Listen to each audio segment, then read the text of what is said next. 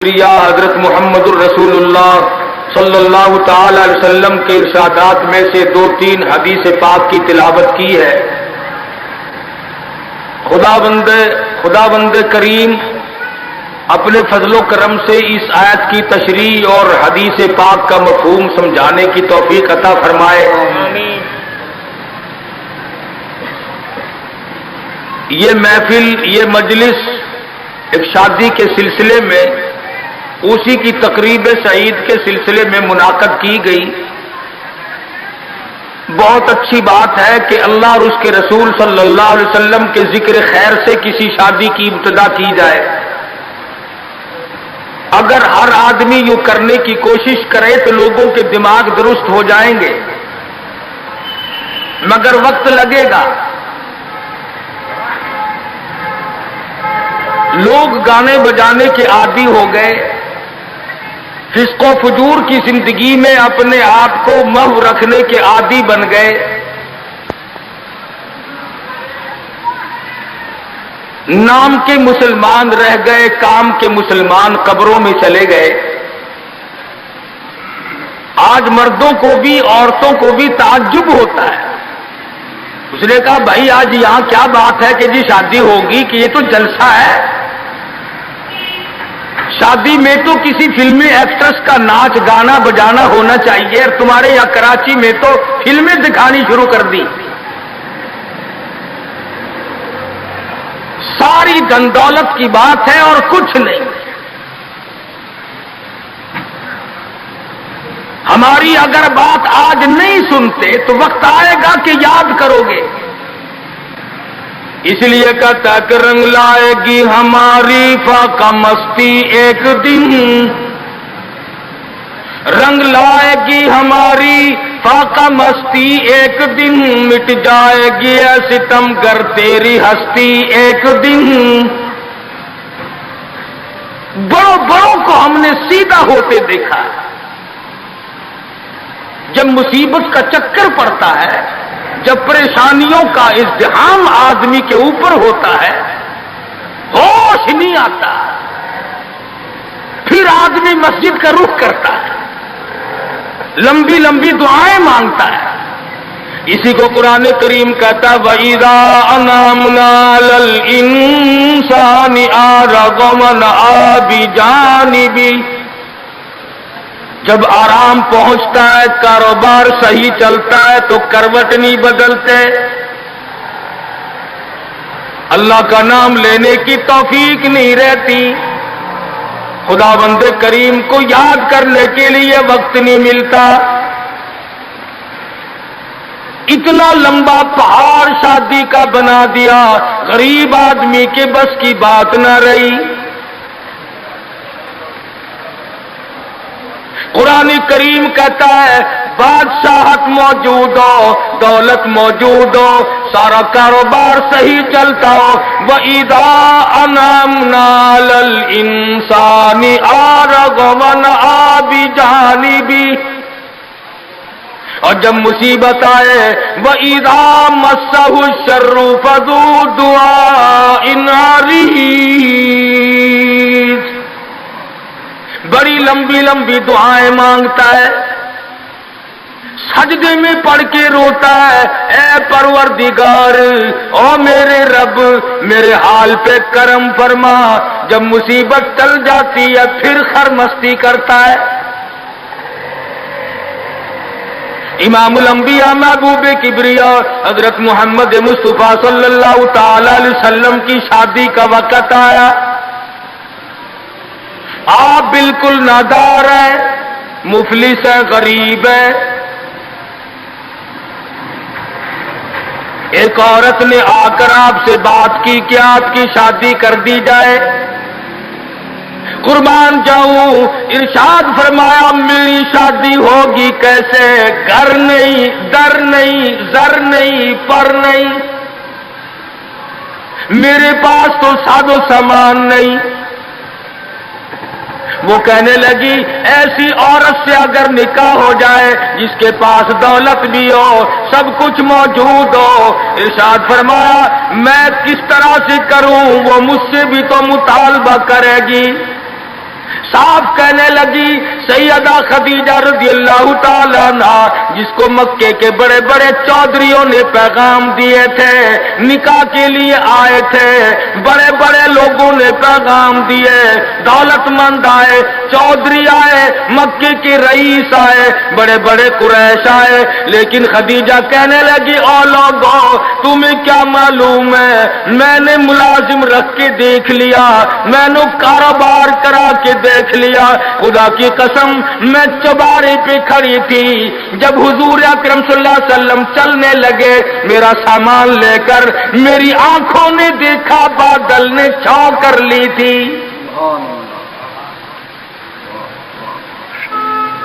بادلوں نے چھو کی، میری آنکھوں کے سامنے سورج کی تپش زیادہ تھی، حضور کے سر پہ آ کر بادلوں نے چھو کی۔ اور لوگوں میں تو ان کے بادلوں کے چھو میں آنا چاہتی ہوں، میں غریب بے شک ہے، وہ یتیم ہیں، لاوارث ہیں، ان کا کوئی نہیں، میں اپنے آپ کو ان کے قدموں پہ نثار کرنا چاہتی ہوں۔ چنانچہ تیاری ہوئی، حضور نے فرمایا میں کیا تیاری کروں، میرے پاس تو کچھ نہیں، شہنشاہ کائنات ہو، عبداللہ کے بیٹے ہو، آمنہ کے درے یتیم ہو، اور پلے کچھ نہیں۔ ابو طالب نے نکاح کا خطبہ پڑھا، سیرت کی کتابوں میں موجود ہے، مقدمہ ابن خلدون میں، دیگر کتابوں میں ابو طالب کے یہ الفاظ ہیں، او لوگوں آج اگرچہ میرے بھتیجے کے پاس دھن دولت نہیں، حکومت نہیں، تجارت نہیں، لیکن میرا یقین کہتا ہے ایک وقت آئے گا ساری دنیا کی دولت قربان کر دی جائے گی۔ حضور اکرم صلی اللہ تعالی علیہ وسلم کا سب سے پہلا نکاح سیدہ خدیجہ رضی اللہ تعالی عنہا کے ساتھ ہوا، اور حضور نے یہ ثابت کر دیا آقا دو عالم صلی اللہ علیہ وسلم کی عمر مبارک 25 سال ہے اور سیدہ خدیجہ کی عمر 45 سال ہے۔ آج اس قسم کی شادی کر کے تو دیکھے کوئی، تم خاموش ہو کے بیٹھو یا نیچے اتر جاؤ یہاں سے۔ تو عرض کر رہا تھا عمر کا تناسب نہیں، نبی نے ہر اس رسم کو توڑا، ہر اس ذوم باطل کی تردید کر دی عملی طور پر، جس کو دنیا کے لوگ چلا کرتے تھے اور بازاروں میں تنتنایا کرتے تھے۔ یہ کوئی مناسبت ہے کہ حضور کی عمر شریف 25 برس ہے اور خدیجہ کی عمر 45 برس ہے؟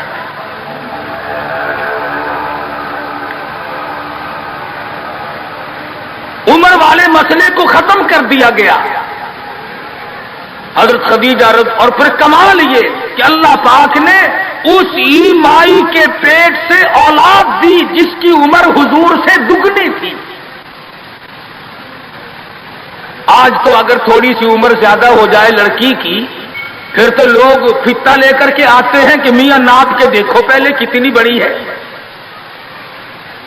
کون زوم کرتا ہے، کون گمان کرتا ہے؟ پچھلے سال میرے پاس ایک آدمی آیا اور کہنے لگا قاری صاحب ایک دعا کر دے۔ میں نے کہا کی کہ پہلے تو لڑکی کا رشتہ مانگنے کے لیے کافی لوگ آتے تھے، ہمیں ہوش نہ آیا، اب عمر کچھ زیادہ ہو گئی، اب کوئی مانگتا ہی نہیں۔ میں نے کہا دریا چناب میں دھکا دے دو، اب لے گا کوئی نہیں۔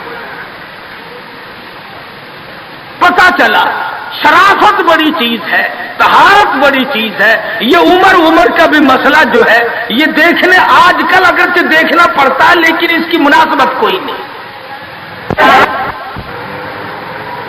اگر لڑکی کی عمر زیادہ ہو تو حضور کے عمل نے پہلے یوں تردید کر دی، اور پھر ایسا وقت بھی آیا کہ حضور اکرم صلی اللہ علیہ وسلم کی عمر مبارک تقریباً 42 برس ہے اور سیدہ عائشہ صدیقہ رضی اللہ تعالی عنہا کی عمر 6 برس ہے۔ حضور کے عمل نے اس بات کو بھی توڑ دیا کہ اگر لڑکے کی زیادہ عمر ہو جائے تو کوئی بات نہیں، سنت کے خلاف نہیں ہے، شریعت کے خلاف نہیں ہے۔ سیدہ عائشہ صدیقہ رضی اللہ تعالی عنہا کی عمر مبارک اس وقت 9 برس ہے جب رخصتی ہوئی، اور حضور صلی اللہ علیہ وسلم کی عمر شریف میں حیات اور زندگی میں سیدہ عائشہ صدیقہ نے 18 برس گزارے۔ تو میں عرض کر رہا تھا سیدہ خدیجہ رضی اللہ تعالی عنہا کا جب انتقال ہو گیا تو بچیوں کا تمام دیکھ بھال، نگرانی اور سارا اہتمام حضور کے گلے میں آ پڑا۔ آپ بڑے پریشان ہوئے، غرض ہے کہ آپ نے اپنے عمل سے یہ سارے کے سارے زندگی کی جتنی رسومات تھی ان سلم کے بارے میں قرآن کریم نے صراحت کے ساتھ فرما دیا، وَوَجَدَكَ عَائِلًا فَأَغْنَىٰ۔ اور میرے نبی، ہم نے خدیجہ کے مال کے ساتھ آپ کو بے نیاز اور مستغنی بنا۔ خدیجہ رضی اللہ تعالیٰ عنہ مکے کی تاجرہ تھی، مکے کی رئیسہ تھی، مکے کی بہت بڑی دولت مند تھی، لیکن گھر میں حضور کے آ کر پھر یہ ہاتھ نہیں رکھا یہ دولت میری ہے، یہ مال میرا ہے، حضور کے سپرد کر دیا۔ اور میرے آقا میری جان بھی، میرا دل بھی، میرا ایمان بھی، میرا مال بھی، سارے کا سارا آپ کے حوالے۔ سیرت کی کتابوں میں موجود ہے، حضور نے فرمایا خدیجہ عورت ذات ہے، میرے حوالے مال کرے گی، کل کو ختم ہو جائے گا، پچھتائے گی۔ عرض کرنے لگی میرے آقا آپ چاہے ایک دن میں ختم کر دیں میں اوف نہ کروں گی۔ چنانچہ دوسرے ہی دن حضور اکرم صلی اللہ علیہ وسلم نے محض چند دنوں میں جتنی خدیجہ کی دولت تھی ساری مکے کے غریبوں میں تقسیم فرما دی۔ آج کل تو لڑکی جو کپڑا جو جہیز لے کر آئے، ایک ایک چیز پہ اصل تو گھر والے انشاءاللہ نام لکھ کر بھیجتے ہیں، پہلے سے ہی ہر چیز پہ نام لکھا ہوا ہوتا ہے، اور نام نہ بھی لکھا ہو اس کی نظروں میں ہے، مجال ہے کوئی اگلے گھر کا آدمی اس کی لائی ہوئی چیز کو ہاتھ تو لگا کے دیکھے، میاں تم کون ہوتے ہو میں لائی ہوں۔ سیدہ خدیجہ کے عمل نے اس بات کی بھی تردید کر دی کہ جب تم شادی ہو کر کے آ گئی ہو تو تم بھی اور تمہارا مال بھی سب اس کے سپرد ہے۔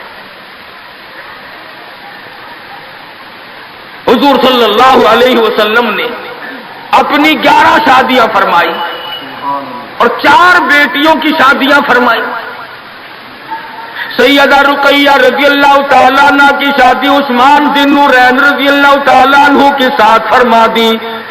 دونوں کے دونوں میاں بیوی ایک جگہ بیٹھے تھے، حضور تشریف لے آئے، فرمانے لگے رب اکبر کی قسم میں نے ساری زندگی میں اتنا حسین جوڑا نہیں دیکھا۔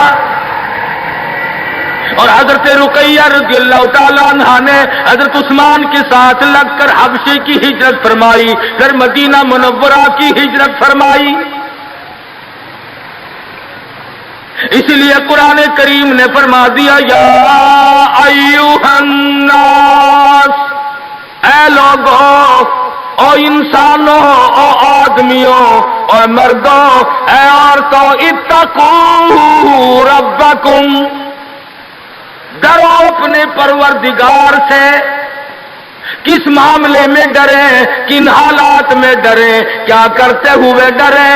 ربکم الذی خلقکم من نفس واحدۃ وخلق منها زوجها وبث منهما رجالا کثیرا ونساء۔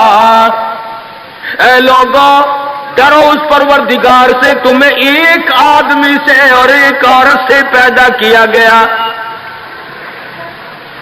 یعنی آدم علیہ السلام سے اور حضرت حوا سے تمہیں پیدا فرمایا پروردگار عالم نے۔ اس لیے قرآن کریم کا مطلب کیا ہے، مقصد کیا ہے، منشا کیا ہے یوں ڈرانے سے، کس لیے ڈرا رہے ہیں؟ خداوند عالم فرماتے ہیں اگر تو امیر آدمی ہے، لڑکی غریبوں کی ہے تو مجھ سے ڈر جا۔ یہ عیب نہ بنا کہ لڑکی غریب کی ہے میں امیر ہوں، کیوں؟ میں وہ بے نیاز ہوں، شام کو سوئے لکھا پتی پتی صبح کو اٹھے تو ٹکڑوں کا محتاج، میں ایسا بھی کر دیتا ہوں شام کو سوئے بادشاہ صبح کو اٹھے تو جیل کی کوٹڑی میں پڑا ہے، میں ایسا بھی کر دیتا ہوں کہ کروڑوں کا مالک ہے، اگر موت آ گئی تو کفن چندے کا پڑ رہا ہے۔ فرمایا لڑکی والوں کو یہ حق نہیں کہ وہ لڑکے کے بارے میں یہ کہیں کہ یہ تو غریب ہے، ہم اس کو کیسے دیں۔ آؤ پھر قرآن کریم سے پوچھ لیں، ہم مسلمان ہیں، ہمارا قرآن پہ ایمان ہے، محمد عربی صلی اللہ علیہ وسلم کے فرمان پہ ہم سب کا ایمان ہے۔ آؤ قرآن سے پوچھے کہ لڑکا لڑکی کی جب شادی کرنے کی نوبت آئے تو کیا دیکھنا چاہیے، کیا ڈھونڈنا چاہیے، کیا تلاش کرنا چاہیے۔ قرآن کریم سے ہم نے پوچھا کیا بنگلہ دیکھے، فرمایا نہیں، آج بنگلے والا کل کو قبر میں ہو سکتا ہے، آج بنگلے والا کل کو فٹ پاتھ پہ سو کر کے وقت کاٹنے والا بن سکتا ہے۔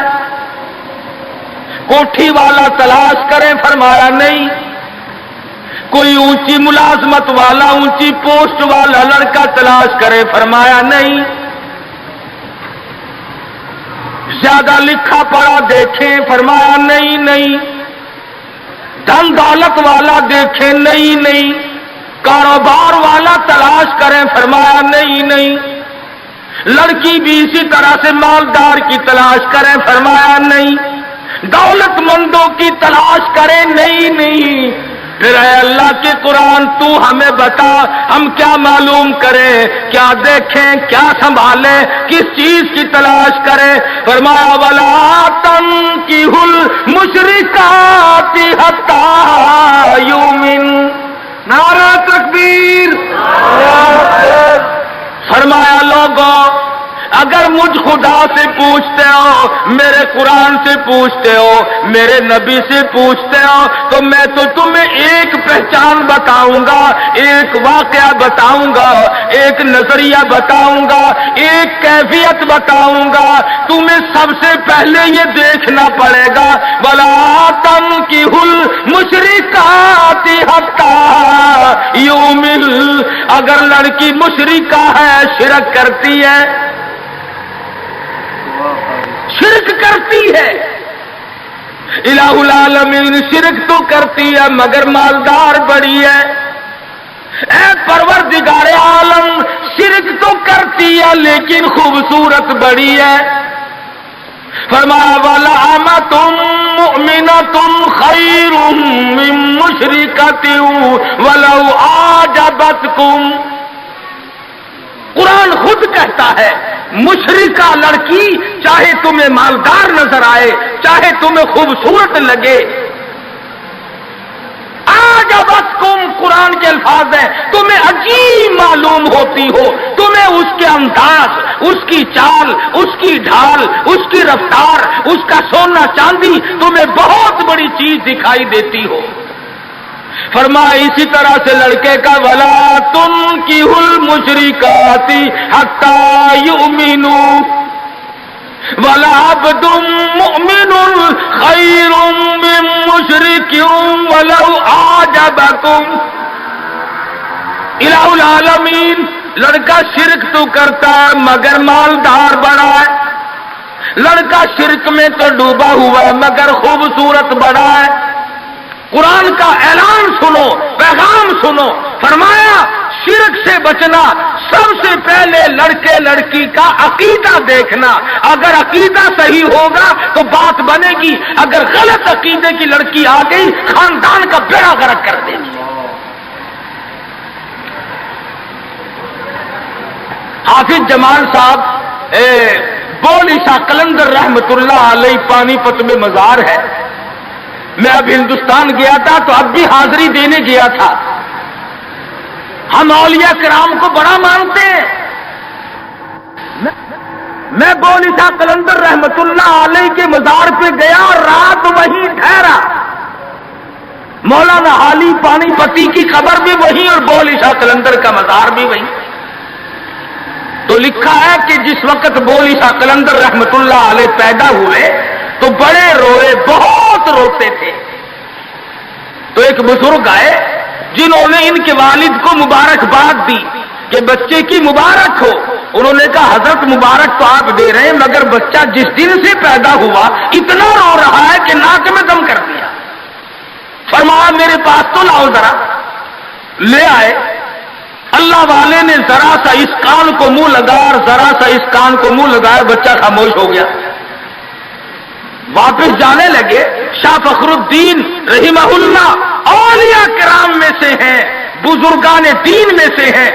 شاہ بہاء الحق زکریا ملتانی رحمت اللہ علیہ کے داماد ہیں۔ جو لڑکی یہاں رہتے رہتے فوت ہو گئی تھی تو شاہ فخر الدین نے کہا حضرت بتاؤ۔ فرمایا تمہیں معلوم نہیں، بولی شاہ قلندر کی والدہ اماں قرآن کریم کی حافظ ہے، اور قرآن سے اتنا عشق ہے، اتنا لگاؤ ہے، اتنا سوز و گداز ہے، اتنی محبت ہے کہ ایک ختم قرآن کا روزانہ پڑھتی تھی۔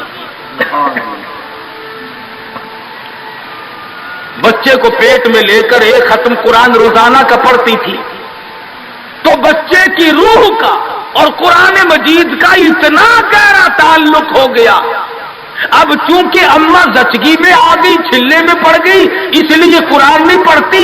ارے آدھی کی عادت ٹوٹی، ناشی کا نشہ ٹوٹا، روئے نہ تو کیا کرے۔ میں نے اس بچے کے کان میں ایک آیت اس میں پڑھی، ایک آیت اس طرف پڑھی، بچے کی روح کی غذا مل گئی، خاموش ہو گیا۔ بات یہ کر رہا تھا کہ یہ سارے کے سارے معاملات قرآن کریم کا اعلان ہے۔ عقیدہ دیکھو، نظریات معلوم کرو، اگر غلط عقیدہ گھر میں آ گیا تو بات بگڑے گی، وہ اپنے ساتھ ساتھ اوروں کو بھی لے بیٹھے گی۔ اور علماء کرام نے لکھا، تجربے سے بھی یہ ثابت ہوا کہ عورت کی جو گود ہے، عورت کی جو گود ہے، یہ پرائمری سکول بھی ہے، یہ مڈل سکول بھی ہے، یہ میٹرک سکول بھی ہے، یہ کالج بھی ہے، یہ وہ یونیورسٹی ہے جس سے نبی بے نیاز نہیں، ولی بے نیاز نہیں، کتب اور ابدال بے نیاز نہیں۔ اس کالج میں ہر بچہ پڑھتا ہے، ماں کی گود میں لازمی پڑھتا ہے۔ اور لوگوں اس کالج کو سنبھالو، اس پرائمری سکول کے استاد کو سنبھالو، اس کالج کے پروفیسر کو سنبھالو، اور وہ ہے بچے کی اماں۔ ہمارے یہاں بالخصوص عورتوں کی تعلیم کا، دینی تعلیم کا کوئی انتظام نہیں کرتے۔ بچپن میں چھوٹی چھوٹی بچیاں مسجد میں وقت بے وقت گئیں اور قرآن کریم پہ انگلی پھیر لی، مٹھائی تقسیم ہو گئی کہ آج پروین کا قرآن ختم ہو گیا۔ نہ اسے عقیدے کا پتہ، نہ اسے نظریے کا پتہ، نہ اسے یہ معلوم کہ میں مسلمان ہوں اور مجھ پہ کن چیزوں کا فرض منصبی جو ہے وہ لاگو ہوتا ہے۔ لعلہم یتذکرون، میرا کام ہے تمہیں قرآن کی آیتیں کھول کھول کے سمجھا دینا۔ اب عقل پکڑو یا مت مار لو، وہ تمہاری مرضی۔ تو فرمایا اتقوا ربکم الذی خلقکم من نفس واحدہ۔ او لوگوں غرور نہ کرو، تکبر نہ کرو، یوں نہ کہو میرا لڑکا خوبصورت نہیں، ہماری لڑکی بڑی خوبصورت ہے۔ بہت ممکن ہے شام کو سوئے حسن والی، صبح کو اٹھے تو آنکھوں سے جواب مل جائے۔ اس لیے کالے گورے کی بات کو لانا یہ بھی خدا کی خود پہ اعتراض ہے، اور مالدار غیر مالدار کی بات کرنا یہ بھی خدا بند عالم کے اعتراض پہ، ذات پہ اعتراض ہوگا۔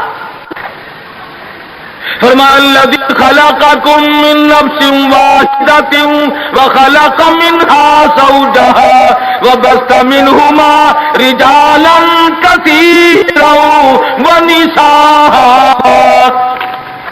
ایک آدم کی اولاد، ایک حوا کی اولاد، کسی کو کسی طرح کا فخر کرنے کی اجازت نہیں، کسی کو کسی طرح کا غرور کرنے کی اجازت نہیں، کسی کو کسی پر فوقیت جتانے کی اجازت نہیں۔ ہاں فرمایا ان اکرمکم عند اللہ اتقاکم ان اللہ علیم خبیر۔ تقوی، پرہیزگاری، عند اللہ اتقاکم، ان اللہ علیم خبیر، تقوی، پرہیزگاری، اللہ اللہ کرنا، اللہ کی حضور میں زیادہ سجدے کرنا، یہ ایک رحمت ایسی ہے جو آدمی کو اونچا کر دیتی ہے۔ علماء کرام نے لکھا ہے مکہ معظمہ میں اللہ پاک مسلمان کو زیارت نصیب فرمائے بیت اللہ شریف کی، آمین بھی نہ کہیو، عقید میں آمین بھی مہنگی ہو گئی ماشاءاللہ، اور ساری چیزیں تو مہنگی تھی، کراچی چلو تمہارے یہاں آمین بھی مہنگی ہو گئی، کیا کہنے تمہاری سبیتوں کے۔ مکہ مکرمہ میں ایک شخص ایک باندی کا ہاتھ پکڑے ہوئے ہے اور وہ کہنے لگا میں اس کو 20 اشرفیوں میں بیچتا ہوں۔ ایک بزرگ تھے بغداد کے رہنے والے، انہوں نے آپ کی اتنی کم قیمت کیوں بتا رہا ہے؟ وہ کہنے لگا اس میں عیب ہے۔ کیا عیب ہے؟ اس نے کہا عیب یہ ہے کہ ساری رات نماز پڑھتی ہے اور سارا دن روزہ رکھتی ہے، اس میں یہ نقص ہے۔ اللہ والے نے خرید لی، اس نے کہا چلو میری ساتھ نماز پڑھ کے دیں گے، ایک کے بجائے 2 اللہ اللہ کیا کریں گے۔ چنانچہ عشاء کی نماز کے بعد اس باندی نے پوچھا کہ اے میرے مالک کوئی کام ہے میرے متعلق؟ کہا کوئی نہیں۔ لکھتے ہیں کہ عشاء کی نماز کے بعد مصلی پہ کھڑی ہوئی تھی، صبح کی اذان ہو گئی، قرآن پڑھتی رہی ساری عمر، اور جب دن تو کہنے لگی اللہ والے تم بغداد میں رہتے ہو، کوئی قرآن سنو۔ انہوں نے 2 آیتیں پڑھی، ہوش ہو گئی، منہ پہ پانی کے چھینٹے پڑے، پھر ہوش آیا، پھر قرآن کی 2 آیتیں پڑھی۔ سورت حدیث پوری نہ پڑھ سکے تھے، ایک ہماری اور جان دے۔ کیسا ذوق تھا، کس قسم کی محبت تھی اللہ پاک جانوں سے، اور کیا ایمان تھا کہ قرآن کریم کی شہید ہو گئی۔ کوئی تلوار شہید ہوگا، کوئی لوہا شہید بنے گا، کوئی پتھر کھا کے مرے گا، ڈوب کے مرے گا، کوئی آگ میں جل کے مرے گا، کوئی ایکسیڈنٹ میں مرے گا، یہ اللہ والی خدا کا قرآن سن کے مرے گا۔ آج ہمیں یہ بات کہاں نصیب ہے؟ حضور اکرم کہو صلی اللہ علیہ وسلم نے صحابہ کرام کو نکاح کی سنتوں کی تعلیم دی۔ ہمارے یہاں تو اتنا بکھیڑا بنا دیا کہ اب سنتوں کی تاریخوں کو کوئی پوچھتا ہی نہیں۔ حالانکہ خدا مند عالم روزہ اپنی قدرت کے تماشے دکھاتے ہیں۔ ابھی ہفتہ نہیں ہوا، ایک بس فیصلہ آباد سے بارات لے کر کے چلی، اور ایک بس لاہور سے بارات لے کر کے چلی، شیخو پورے کے قریب تصادم ہوا، 9 آدمی ایک طرف سے، 7 آدمی ایک طرف سے، 3 آدمی موقع پہ مر گئے۔ دلہا بھی، دلہے باپ بھی، ماں بھی، بھائی بھی، سارا خاندان ختم ہو گیا۔ کیا پروگرام لے کر کے چلے ہوں گے، کیا ارادے لے کر کے چلے ہوں گے کہ یہ خوشی منائیں گے۔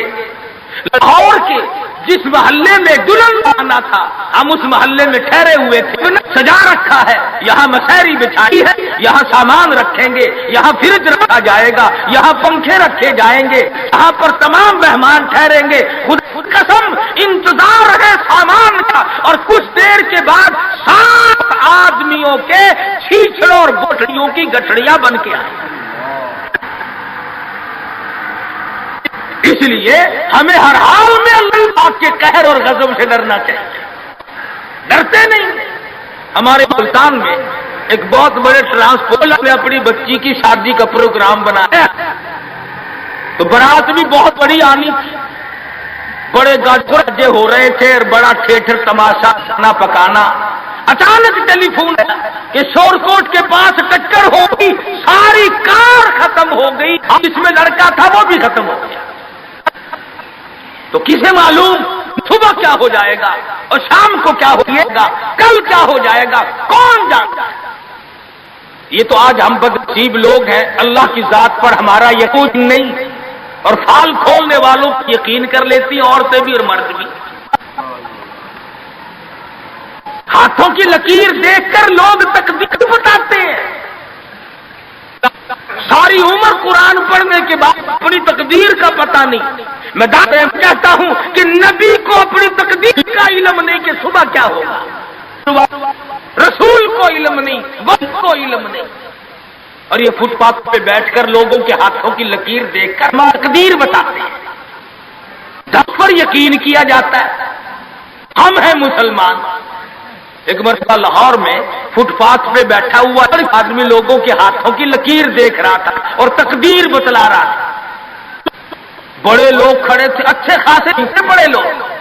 کسی کو کہتا تھا تجھے بڑی اونچی ملازمت ملے، بہت اونچی پوسٹ پہ تو جائے گا. بس بابو جی اکڑ جاتے تھے، کیا کرنا، بس کیوں جی گورنر سے کم تو نہیں ہوں گا نا. اور ایک کو وہ لکیریں دیکھ کے کہنے لگا کہ تمہاری بہت فرسٹ لیڈی کے ساتھ شادی ہوگی. وہ تو بہت ہی چوڑا ہو گیا. اس نے کہا کیا بات ہے. اور لوگ پیسے بھی دے رہے تھے اور تقدیر لکھ رہے تھے. ہم مجمع میں کھڑے تھے، میں نے اپنے دوستوں سے کہا کہ یار آؤ ذرا ہم بھی دیکھیں تقدیر بتانے والا ایسا ہے یہ. اور مجمع میں سے آگے کو نکل کر میں نے بھی آگے ہاتھ کر دیا. میں نے کہا سائیں جی ذرا دیکھو میری تقدیر شادی ہے کہ نہیں. اور بدبخت اچھی طرح دیکھی بھی نہیں. میرا ہاتھ جھٹک کر کے کہنے لگا نہیں تیری شادی نہیں ہوتی. اور میں کہا کھوتے تیرے باپ کے آپ سے بچے کھیل رہے ہیں.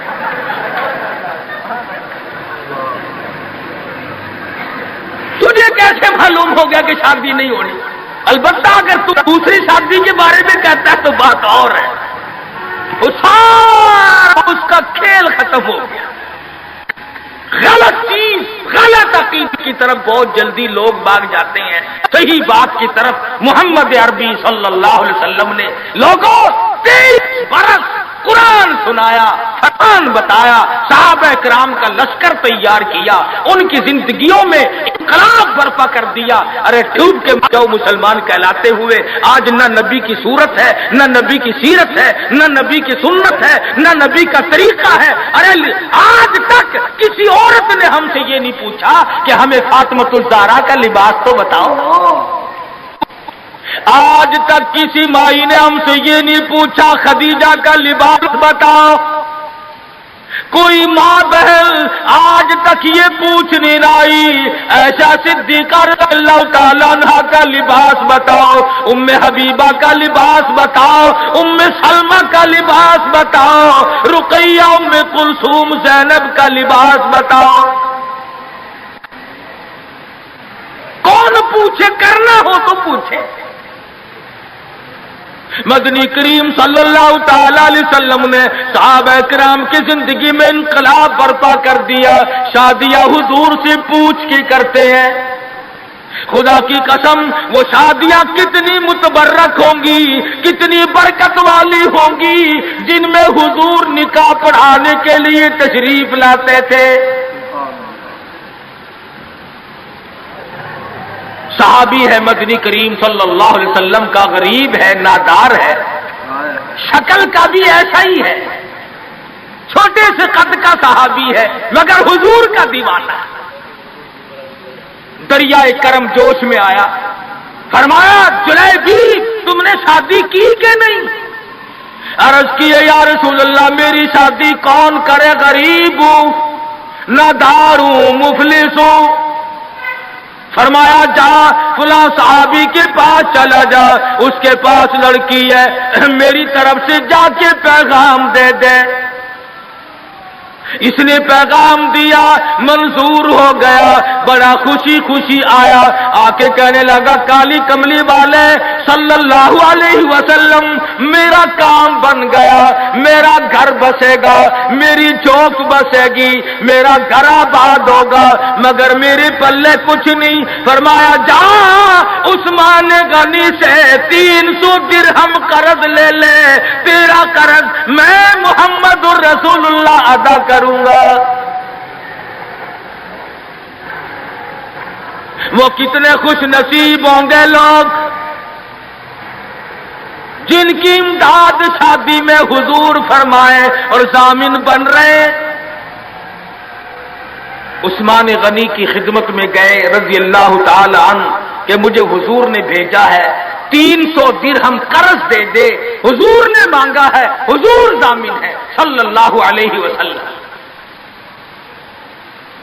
300 لے کر کے بازار گیا، کچھ کپڑا خریدا، کچھ برتن لیے، کچھ ساز و سامان بنایا، جھوپڑی کی تیاری کی۔ اتنی دیر میں مدینے میں اعلان ہو گیا، انفروا فی سبیل اللہ،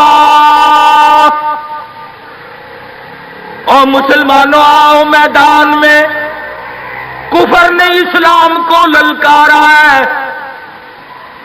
تیار ہو جاؤ لڑائی کے لیے۔ کیسے ذہن بنا دیے تھے مدنی کریم صلی اللہ علیہ وسلم نے۔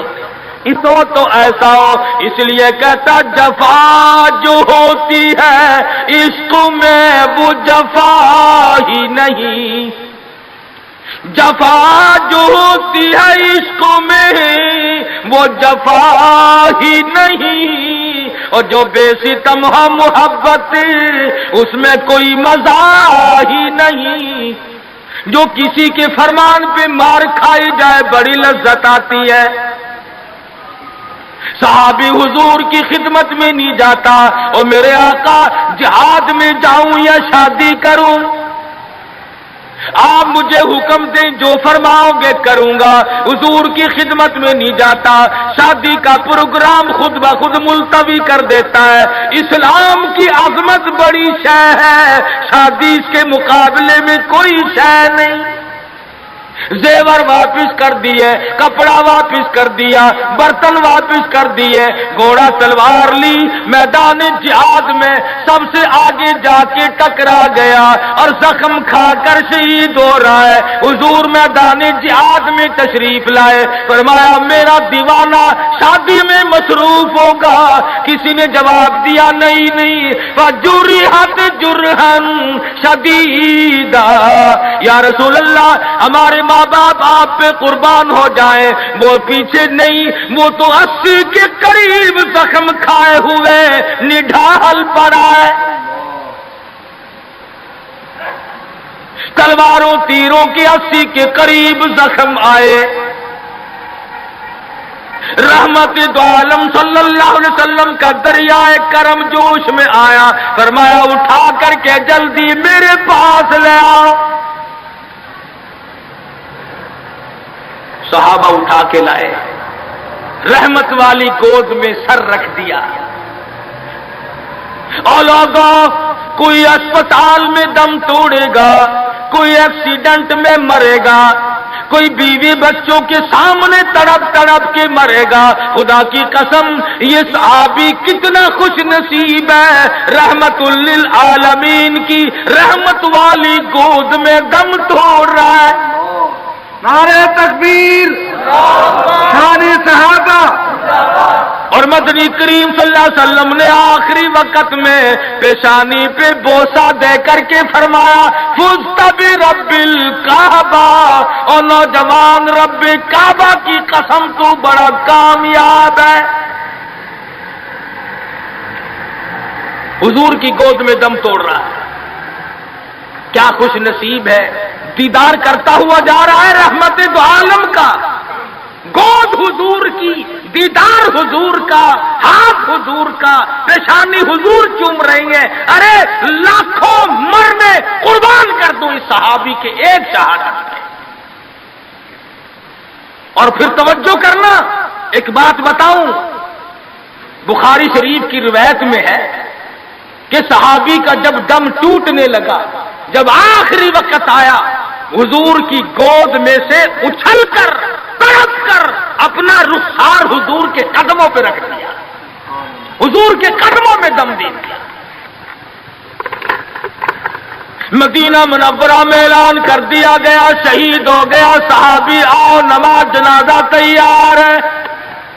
چاروں طرف سے لوگ آئے، سارا مدینہ ٹوٹ کے آیا، جب جنازہ لے کے چلنے لگے، ابو ہریرہ نے دیکھا کہ مدنی کریم صلی اللہ علیہ وسلم اپنے قدم مبارک بچا بچا کر کے رکھ رہے ہیں، جیسا کہ کانٹوں سے بچایا جاتا ہو، روڑوں سے بچایا جاتا ہو۔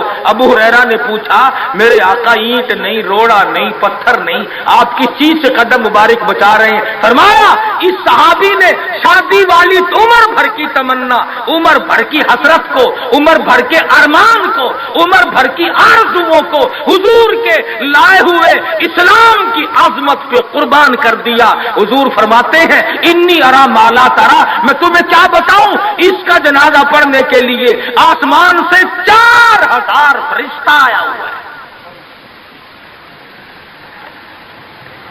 سنت کی اتباع بہت بڑی چیز ہے۔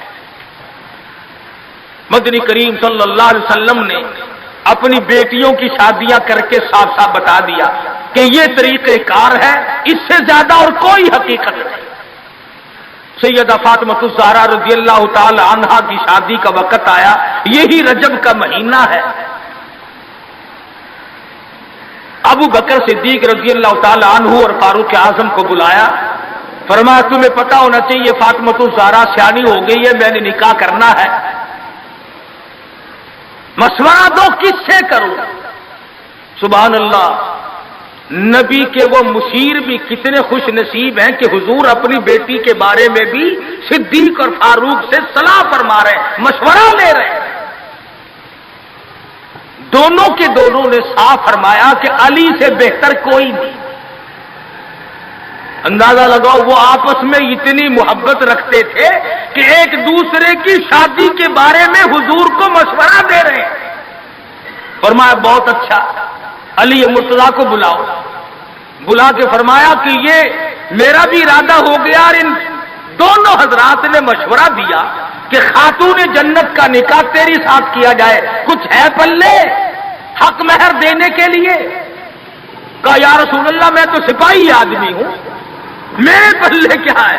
یہ تلوار ہے اور یہ میری زرہ ہے جسے پہن کر میں جنگ کرتا ہوں، اور میرے پلے دم دولت کچھ نہیں۔ تو فرمایا کہ یہ زرہ جو ہے اسی کو بیچ کر پیسے بنا لا۔ حضرت علی اٹھے، بیچنے کے لیے بازار جا رہے ہیں، راستے میں عثمان غنی ملے، فرمایا علی کہاں چلے؟ کہا میری یہاں شادی ہے، نکاح ہے، یہ زرہ بیچنے چلا ہوں، میں اپنی حق مہر دوں گا۔ فرمایا آجا سودا کریں گے۔ عثمان نے، علی مرتضیٰ نے سودا کیا، 400 درہم میں سودا ہو گیا۔ جب اٹھ کے چلنے لگے حضرت عثمان نے زرہ بھی پیسے بھی حضرت علی کو واپس کر دیے اور فرمایا کہ خاتون جنت کی شادی ہو، خرچ عثمان کا ہو، میں بڑا راضی۔ حضرت عثمان غنی رضی اللہ تعالی عنہ سے پیسے لے کر حضرت علی حضور کے جب خدمت میں گئے تو فرمایا زیرہ بھی لے آئے، پیسے بھی لے آئے؟ کہ ہاں۔ عثمان نے سب کچھ دے دیا۔ حضور صلی اللہ علیہ وسلم کے بے ساختہ ہاتھ اٹھ گئے، فرمایا عثمان تجھ پر خدا رحم کرے، تو نے ساری عمر میرا ہاتھ بٹایا۔ تو حضرت عثمان غنی سے حضور بڑے راضی تھے۔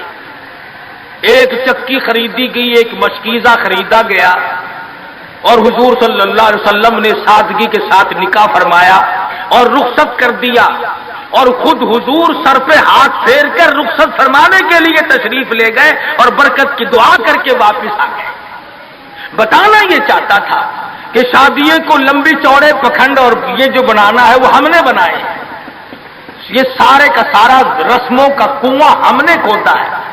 مہینوں پہلے انتظامات، مہینے پہلے بعد کو انتظامات، پھر لینا دینا۔ آج کل ویسے بھی چیزیں نہیں ملتی، مار سر میں درد ہو جاتا ہے کہ چینی کیسے پیدا کرے، گھی کیسے پیدا کرے، کہاں سے لائے اور کیا کیا جائے۔ میں یہ کہتا ہوں کہ لوگوں سادگی پہ آ جاؤ، نبی کی سنت پہ آ جاؤ، نبی کی غلامی میں آ جاؤ، اللہ اور اس کے رسول کے فرمان پہ آ جاؤ، سارے مسئلے چٹکیوں میں حل ہو جائیں گے انشاءاللہ۔ کوئی تکلیف نہیں کسی کو ہوگی، بالخصوص شادی کے بارے میں۔ آج غریب آدمی سوچتا ہی رہ جاتا اور بنتا ہی کچھ نہیں۔ تو صحابہ اکرام نے اپنی زندگیوں میں ایسی تبدیلی کی تھی۔ سیدنا سلمان فارسی نے حضرت طلحہ سے کہا کہ طلحہ فلاں صحابی کے پاس لڑکی ہے، میں نکاح کر لوں گا، میرا بھی گھر بس جائے گا، ذرا تو پیغام دے کے آ۔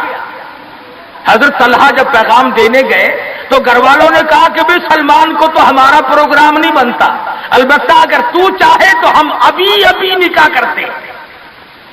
انہوں نے کہا چلو میرا ہی کر دو، وہ نکاح ہو گیا۔ 8 دن یا 15 دن یا مہینے کے بعد حضرت سلمان کی نظر پڑی، فرمایا طلحہ یار تیرے ذمے کام لگایا تھا، جواب نہیں دیا۔ حضرت طلحہ نے گردن جھکا دی، فرمایا میں شرم کے مارے تیرے پاس نہ آیا، گیا تو تیرے لیے تھا، انہوں نے میری ساتھ نکاح کر دیا، تجھ سے ملتے ہوئے شرم آئی، تیرے کام گیا تھا، میں نے اپنا کام کر لیا۔ سلمان فارسی کا عمل دیکھو، نبی کی صحبت کا اثر تو دیکھو، نبی کی نظر کرم کا جلوہ تو دیکھو۔ سلمان نے رو پڑے، فرمایا طلحہ مجھے تجھ سے خود شرم آتی ہے، مقدر میں تو تیرے تھی، میں بیچ میں ٹانگ کیوں اڑا رہا تھا۔ آج ہمارے میاں یہ میری مانگ لے کے چلے ہو، میں دیکھ لوں گا تم کیسے بچو گے۔ روزانہ اخبارات میں قتل آتا ہے، یوں منگیتر کو بھی مار دیا اور دوسرے کو بھی مار دیا، اور بے ایمانوں مارنا مرانا چھوڑ دو، کیا قصہ ہے؟ تو میں عرض کر رہا تھا کہ یہ ساری زندگی شادی کی ہو، غمی کی ہو، ہماری حضور اکرم صلی اللہ علیہ وسلم کے فرمان کے مطابق ہونی چاہیے، پھر ہماری خوشیاں بھی رہیں گی، اور جتنی سادگی برتو گے اتنا ہی اس میں فائدہ ہوگا۔ افزائش نسل کے لیے اللہ پاک نے ایک ذریعہ بنایا۔ عیسائیوں میں کچھ اور طریقہ ہے، یہودیوں میں کچھ اور طریقہ ہے، ہندوؤں میں کچھ اور طریقہ ہے، سکھوں میں کچھ اور طریقہ ہے، اور ہمیں محمد مصطفیٰ صلی اللہ علیہ وسلم نے یہ طریقہ بتلایا کہ گواہوں کی موجودگی میں قاضی نکاح پڑھانے والا ایجاب و قبول کر دے، بس نکاح تو اس کا نام۔ ہم نے مکہ معظمہ میں، مدینہ منورہ میں کئی شادیاں دیکھی، نہ دیگ چڑھی نہ دیگچے چڑھے، نہ برات آئی نہ ڈھول بجا، آئے اور نکاح ہوا اور چھوارے تقسیم ہوئے اور دلہن کو بٹھا کر کے یوں ہی بھاگ گئے، بس لینا نہ دینا، نہ جہیز کی لعنت اور نہ اگلے کے ذمے کوئی چیز۔ تو قرآن کریم نے ان تمام چیزوں کی تردید کی ہے۔ ہمیں سب کو اپنی زندگیوں میں، اپنے بچوں کے اور بچیوں کے معاملات میں ان چیزوں پہ عمل کرنا چاہیے، اپنی زندگی کو سادہ بنا۔ آؤ خدا کے پیغام کو مانو، امن ہو جائے گا گھر گھر میں، قبیلے قبیلے میں، برادری برادری میں سکون آ جائے گا، چین آ جائے گی، راحت آ جائے گی۔ اس لیے کہ جب سادگی کے ساتھ کرنے کے عادی بنیں گے تو لوگوں کو تمام طرف سے ریس پڑے گی۔ اب ہمارے یہاں ملتان میں کافی لوگ شادیوں میں تقریر کرانے کا پروگرام بنانے لگ گئے، تو وہ باجے گاجے والی جو لعنت تھی اس سے چھٹکارا پا گیا، اور ویسے بھی مہنگا ہوا سودا۔ اگر شادیوں میں رنڈیوں کو لاؤ تو وہ بھی 10-20 ہزار سے کم نہیں ہوتی، مولوی بیچارہ یوں ہی مل جاتا ہے، چلو اللہ اللہ بھی صحیح اور مفت میں کام بھی ہو گیا۔ تو کئی چیزیں ہیں، اس لیے اللہ پاک سے دعا کرو۔ مبارک ہو حاجی عبدالستار کو اور ان کے بھائیوں کو۔ میں اگرچہ جمعہ کبھی نہیں اپنا چھوڑا کرتا، پاکستان میں رہتے ہوئے ملتان جمعہ پڑھاتا ہوں، لوگ باغ بہت دور و دراز سے آتے ہیں، مگر حاجی صاحب نے مجھے فرمایا کہ چھوٹی ہمشیرہ کا نکاح ہے اور وہ ہے جمعے کے دن۔ ابھی یہ سارے شادی جمعے کے دن کرتے ہیں اور ہماری ڈیوٹی جمعے کے دن، تو میں اس بات سے شرما گیا اور جمعے کے لیے میں اسی لیے ٹھہرا ہوا تھا۔ اللہ پاک کی شادی خانہ آبادی کو باعث برکت بنائے اور تمام خاندان کے لیے رحمتوں کا ذریعہ بنائے۔ اللہ پاک عمل کی توفیق عطا فرمائے۔ وآخر دعوانا ان الحمدللہ رب العالمین۔ بسم اللہ الرحمن الرحیم۔ اللہم صلی وسلم وبارک علی سیدنا و مولانا محمد النبی الامی الہاشمی وعلی آلہ واصحابہ برۃ الکرام۔ پروردگار عالم ہم سب مسلمانوں کو حضور صلی اللہ علیہ وسلم کی سنتوں پہ عمل کی توفیق عطا فرما۔